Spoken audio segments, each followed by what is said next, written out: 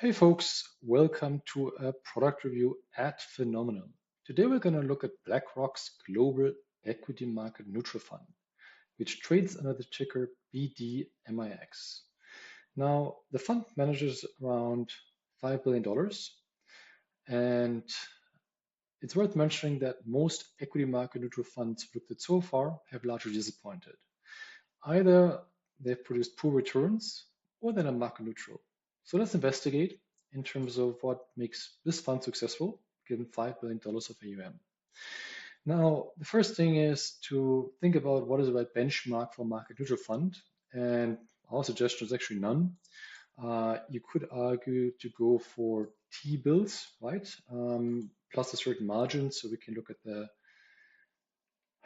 1 to 3 year month US Treasury bill index. And what we do see is that BDMIX has significantly outperformed the US Treasury bill index. Now, it is worth mentioning that if you look at the track record from 2013 to almost 2022-23, that the performance was relatively low. It was almost a decade of zero returns.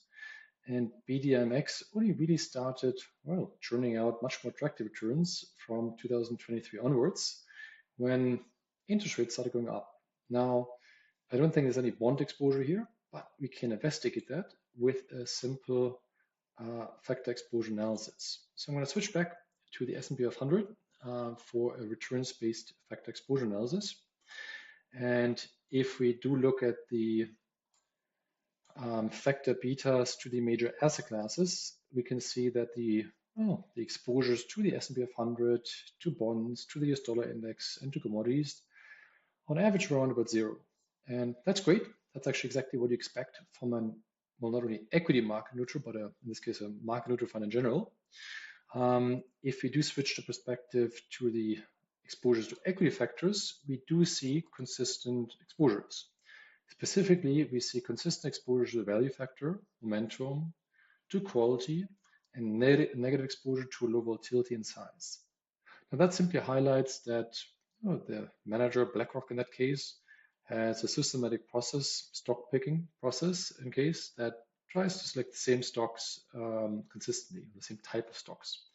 And it is worth mentioning this is a highly diversified portfolio, which again, usually only do when you're systematic, of close to 2,000 stocks on the long side and 2,000 stocks on the short side.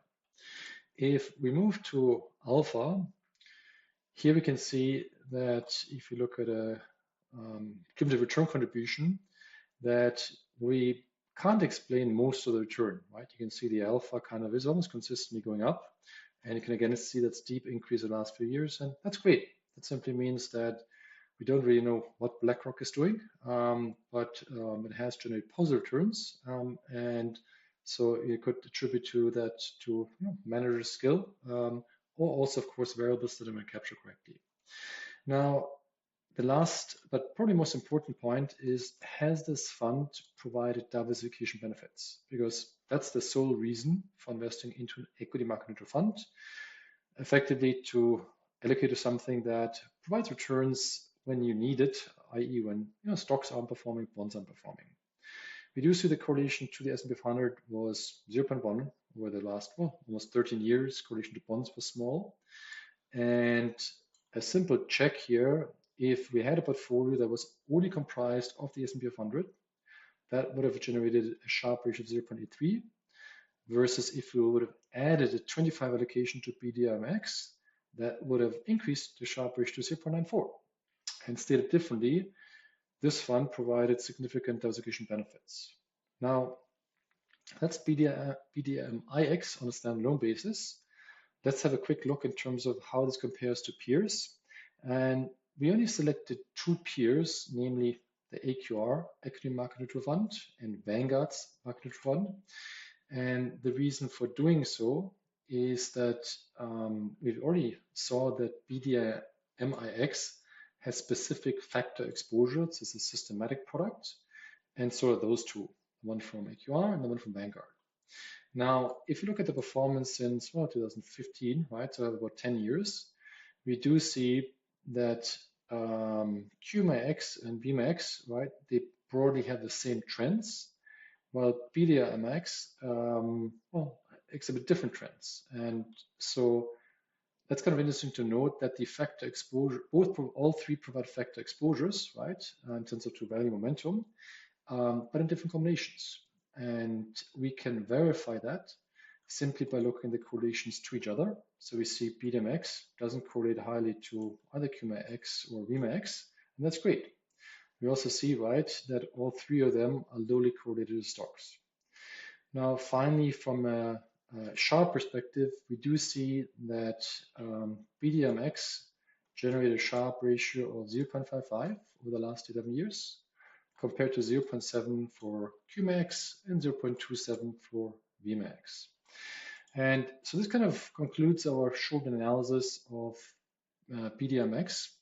And so to our surprise, this is actually a product that does what it states on its fact sheet and in its name. It is the equity market neutral strategy.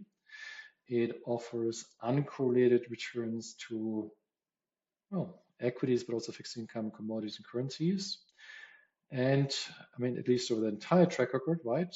Although there were long periods of zero returns, right? Over the entire track record, right? It was a positive returns. Now, from a sharp perspective, this was worse than a product from AQR. But what's interesting is that these products do not correlate, right? And so from a diversification perspective, you could make a case for allocating to both. Now, hope that helps. Have a nice day.